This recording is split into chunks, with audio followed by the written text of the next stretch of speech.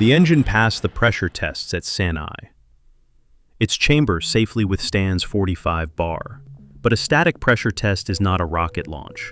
We needed an infrastructure capable of holding the engine while supplying it with low-temperature propellant and igniting it. We had to adapt our existing vertical test bench, reinforcing the thrust structure to handle the dynamic loads caused by hybrid combustion instability.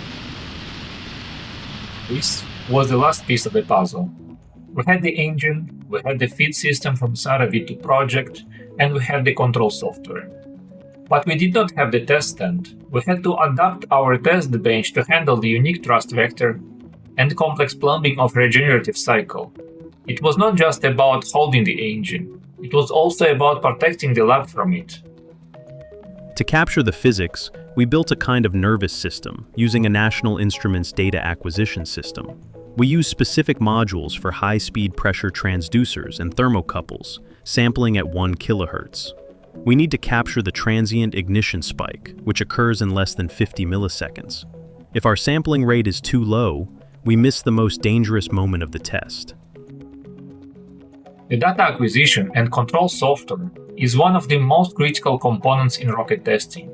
Since the engine requires fast and reliable electronic brain, we cannot rely on simple and inexpensive solutions such as Arduino or other homemade amateur electronics.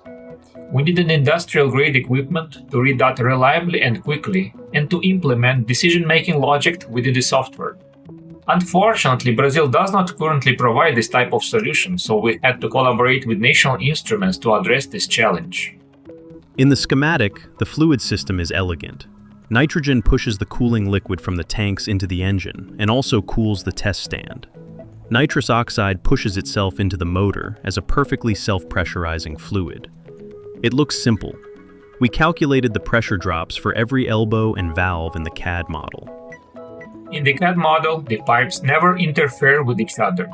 In real life, the pipe seems to have their own opinion. It looks like a spaghetti monster, but we know where every line goes. It's organized chaos, but it's our chaos. With the introduction of regenerative cooling into the hybrid engine, the system became significantly more complex from both mechanical and control perspectives. The plumbing is divided into two critical circuits. One tank feeds coolant to the engine cooling jacket. A second, separate tank feeds water to the flame deflector. We use pneumatic ball valves for the main flow because they are reliable and simple to operate. For the ignition sequence, we also require speed. We use fast-acting solenoid valves synchronized to the millisecond. If the water arrives too late, the engine can melt. Therefore, the cooling sequence begins before engine ignition. The problem of cooling and ignition synchronization was potentially critical to ensure that the engine would not destroy itself if the coolant was not flowing through the cooling channels. A simple and practical solution was to discharge the coolant onto the deflection plate so that its flow would be clearly visible. We already proved at Sanai that the engine would not burst. Now, we need to understand how it flows. We perform the cold flow test not only to check for leaks, but also to calculate the discharge coefficient of the injector. We measure the actual mass flow rate against the tank pressure. We also evaluate the cooling system performance by measuring the pressure drop across the engine and the mass of coolant that passes through it. This allows the control software to determine exactly how much friction exists in the 64 cooling channels, enabling us to fine-tune the feed pressure for the hot fire test. Simulating the engine in CFD software, we had already estimated the performance of the cooling system. However, we did not know the real behavior of the engine, since additive manufacturing produces very rough and sometimes irregular surfaces. Therefore, only experimental testing could reveal the actual cooling performance.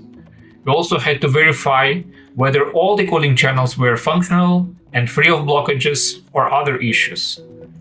So we installed Prototype 0 on the test stand and carried out the tests.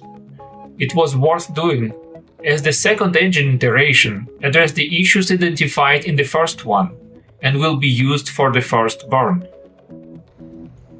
The ignition sequence is automated. We use a solid propellant pyrotechnic igniter inside the chamber. The computer fires the igniter first. It burns for a few seconds to build up heat. The solid fuel begins to melt and accumulates sufficient heat for a reliable ignition sequence. Only then does the main oxidizer valve open.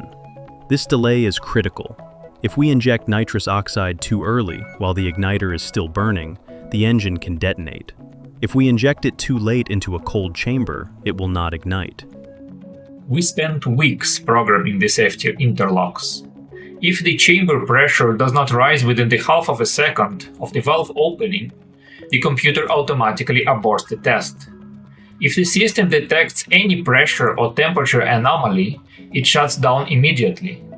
We do not rely on human reaction time. These automated decisions are also synchronized with other safety measures in the laboratory. To put this into perspective, over more than a decade, even though rapid system decompositions occurred several times, personal safety has always been preserved. The second prototype of the engine, dedicated to the fire test, is assembled, verified, and installed on the test bench. The checklist is complete. Oxidizer loaded. Cooling system pressurized. The pyrotechnic igniter is armed. Everyone is clear. This is the moment when the mathematical bridges we built in the simulation must hold up against reality. The date and time of the first engine test were kept secret from the public. We had to test the second prototype of SARA V3 engine with only our qualified team present, so that if any incident occurred, we would be ready to address it. We also rescheduled the test several times to ensure that we were as prepared as possible. The igniter is activated, the countdown starts, and the cooling circuit begins operating. There is no turning back. Now or never.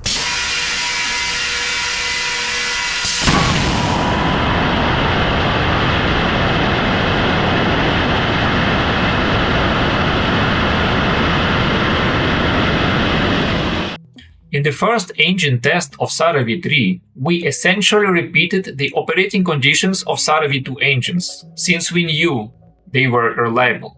We were concerned about two things: whether the cooling system would withstand the burn, and whether the engine supports would sustain the loads.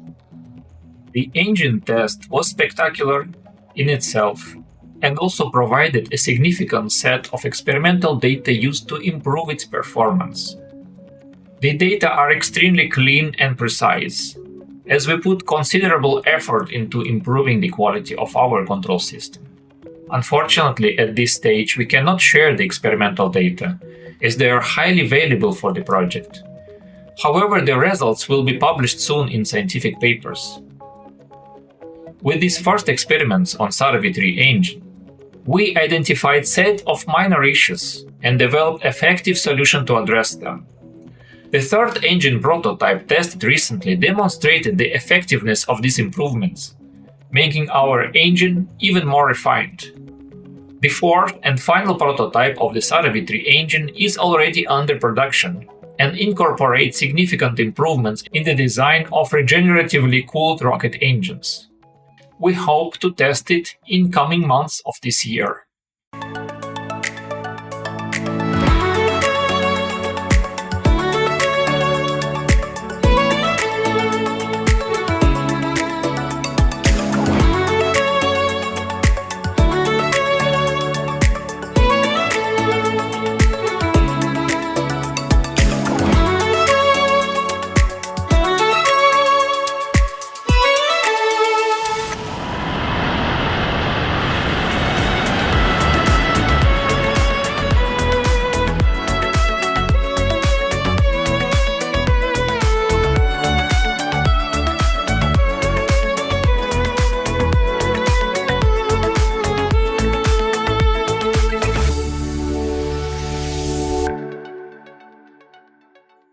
We proved it.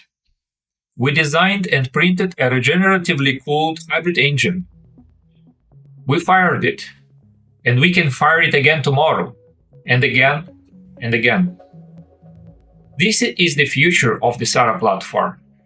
This is also the future of propulsion in Brazil.